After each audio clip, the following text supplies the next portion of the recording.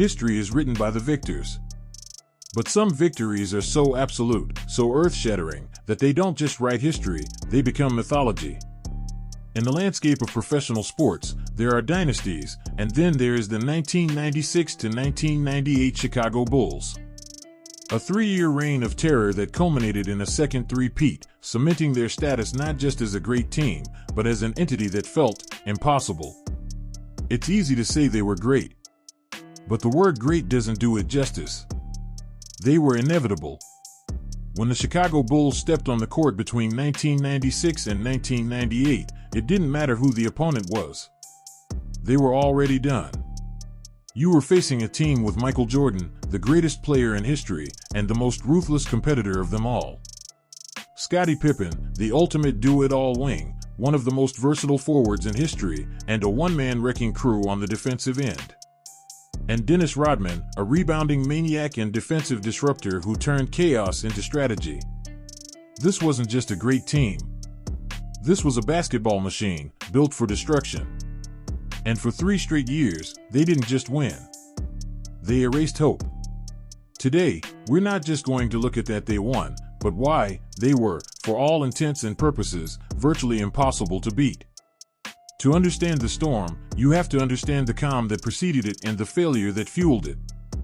In 1995, Michael Jordan returned to basketball, but he wasn't quite Michael Jordan yet.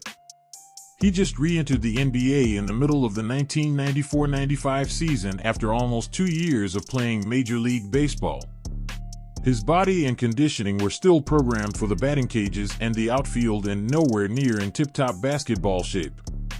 And because of this, the Bulls were eliminated by a young and hungry Orlando Magic team led by Shaquille O'Neal and Penny Hardaway in the second round of the 1995 Eastern Conference semifinals.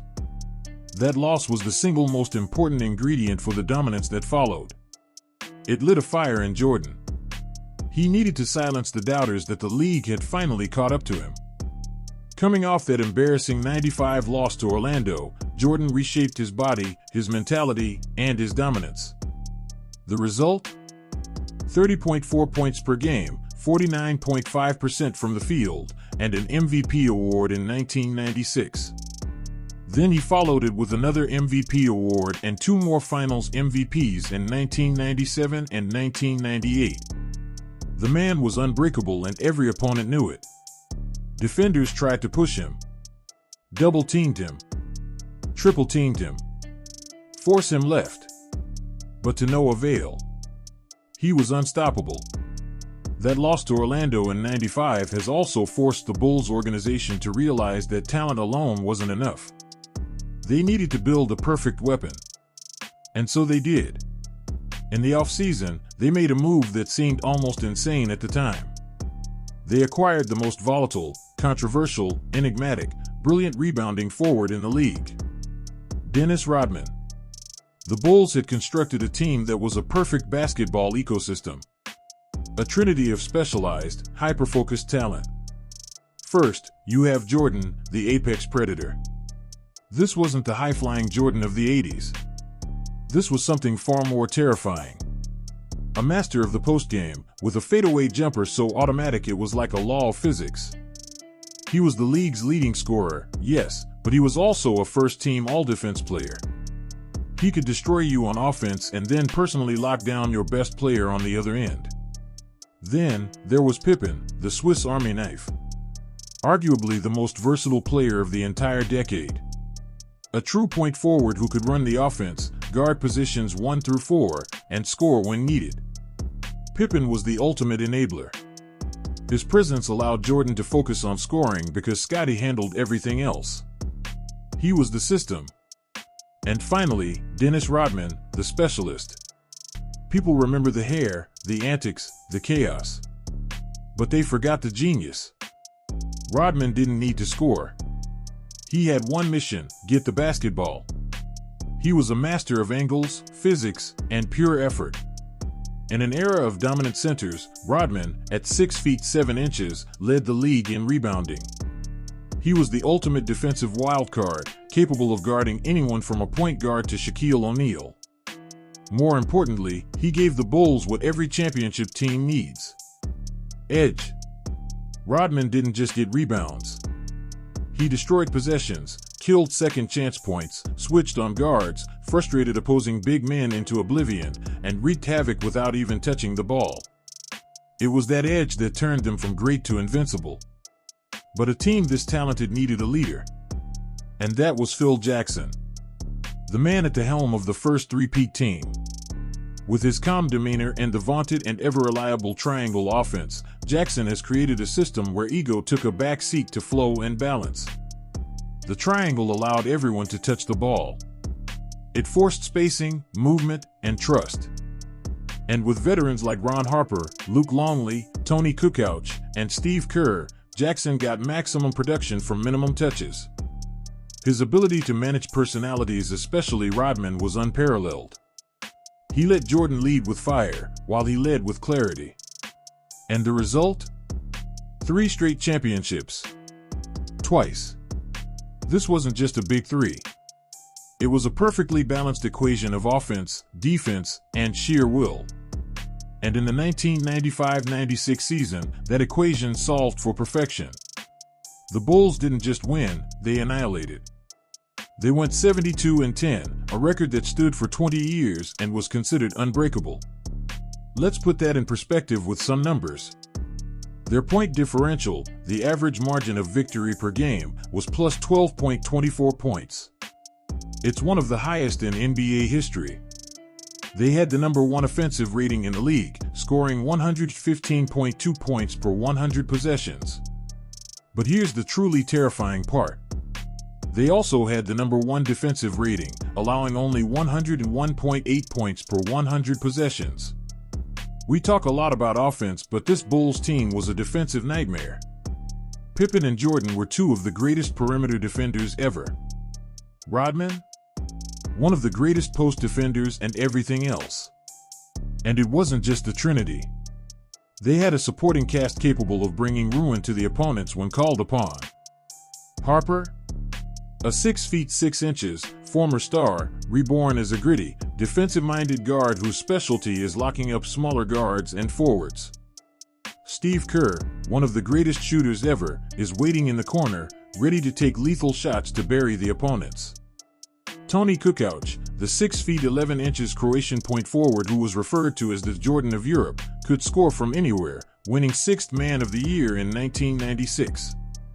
Luke Longley, a solid post presence, who was well suited for the triangle offense due to his unselfish play, passing ability, and strong defensive presence. Bill Wennington, Jed Buechler, Randy Brown, Jason Caffey, Dickie Simpkins. They all knew their roles. And more importantly, they embraced them. This team had veterans who understood the moment and role players who rose to the occasion. No drama. No jealousy. Just execution. They weren't just experienced. They were battle-tested. Every single player had a clearly defined role, and they executed it with ruthless efficiency within the triangle. This team could switch, trap, press, and rotate. They held teams to under 90 points per game consistently when scoring 100 was still a big deal. They didn't just beat you. They choked the life out of you. They were the best offensive team and the best defensive team. There was no weakness to exploit. You couldn't outscore them. You couldn't stop them. The playoffs and the finals were just a formality. They lost only 1 game on their way to the 1996 NBA Finals. They dispatched the Seattle Supersonics, a fantastic 64-win team led by Hall of Famer Gary Payton and Shawn Kemp, in 6 games. The mission was complete. The weapon was flawless. But as they say, it's harder to stay on top than it is to get there. The 1996-97 season was the test. Now, everyone was gunning for them. The Bulls were no longer the hunters, they were the hunted. And yet, they still won 69 games, the second greatest regular season record in history at that time, topped only by the 72-win season they just accomplished the previous year.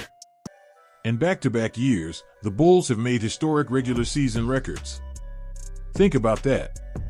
But the 1996-97 season wasn't only about the same statistical absurdity. It was also about resilience. It culminated in a legendary NBA Finals against a worthy adversary, the Utah Jazz. Led by iconic duo and NBA 75 team members John Stockton and Karl Malone, the Jazz were a machine. Methodical, physical, and masters of the pick and roll. The series was tied 2-2. Game 5 was in Utah, a notoriously difficult place to play. And then, the storyline became legendary. Michael Jordan wakes up in the middle of the night, sick. Food poisoning, flu-like symptoms, whatever it was, he was decimated. He could barely stand. The team doctor said there was no way he could play. This is the moment where any other team, any other player, would have folded.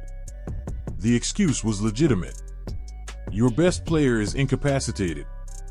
You lose the game, go back to Chicago down 3-2, and hope for a miracle. But this is why the Bulls were impossible. Because their leader was impossible.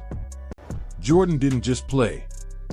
He scored 38 points and then hit the go-ahead three-pointer with 25 seconds left to win the game. He collapsed into Pippen's arms after the game was over, creating one of the most iconic images in sports history.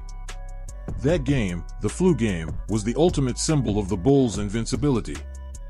It wasn't about strategy or statistics anymore. It was about a level of willpower that simply defied logic. How do you beat a team whose best player can defeat you even when his own body has already been defeated?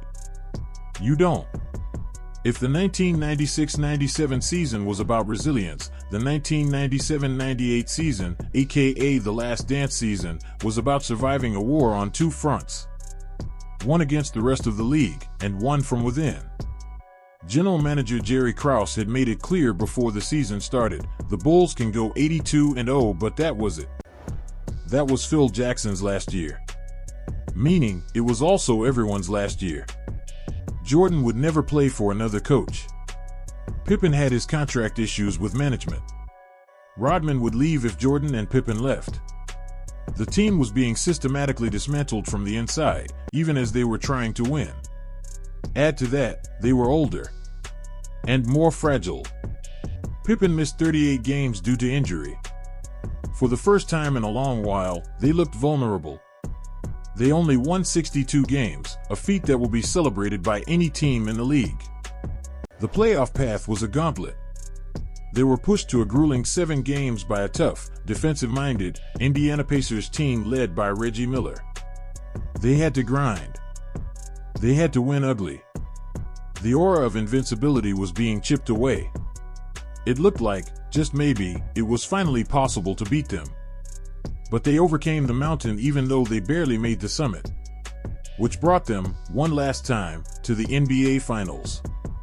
One last time, against the Jazz. Game 6. In Utah.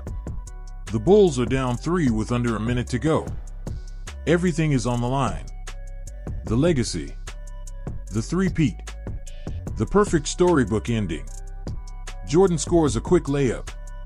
86-85 Jazz. Utah has the ball.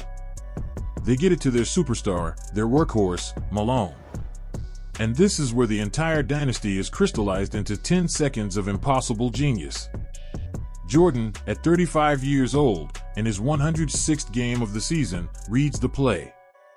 He did not follow his defensive assignment. Instead, he doubled down and stripped the ball from an unsuspecting Malone. No foul. A perfect steal. He brings it up in court. The clock ticks down. 17 seconds left to decide the fate of the dynasty. 10, 9, 8. He isolates on Brian Russell. One-on-one. The whole world is watching. He starts his drive, a hard crossover. Russell stumbles. Jordan rises, he holds the pose, a perfect silhouette against a sea of stunned faces. The ball swishes through the net. 87-86 Bulls. 6.6 seconds left. It was the steal, the shot, and the championship. The final act of a poet who wrote in the language of victory. So why were they impossible to beat? It wasn't just the 72 wins. It wasn't just the triangle offense. It was the fusion of perfect parts. They had it all. The greatest player and competitor of all time, still in his prime, unwilling to lose under any circumstance. The most versatile player of his generation, and a defensive juggernaut, covering every mistake. The greatest rebounder and agitator in league history who broke the will of his opponents. Imagine the opponents, who already have their hands full because of Rodman, and they still would have to deal with and contain Jordan and Pippen. That is a problem that is virtually impossible to solve. They had the most composed, cerebral coach, who put calm in every pressure situation and who managed those egos and channeled their energy to a much greater purpose. A supporting cast who accepted their roles and excelled in them. They could win with overwhelming offense. They could win with a suffocating defense. They could win a shootout, and they could win a street fight. They didn't just beat teams. They crushed their spirit. And when all else failed, when the system broke down and their bodies were failing, they could win on pure, unadulterated willpower. They faced every challenge imaginable. A 64-win Supersonics team. A well-oiled Jazz machine with MVP Malone and point guard Stockton. A clear series-changing flu that would have sent any other man to his bed and missed that crucial game. A brutal Pacers squad that brought them to the brink of mortality. And a legendary internal turmoil that would have broken and destroyed any other franchise. They beat them all. Other teams may have won more games. Other dynasties may have lasted longer. But the Bulls had something else. An aura of invincibility. An edge that you can never take away. They weren't just champions. They were a force of nature.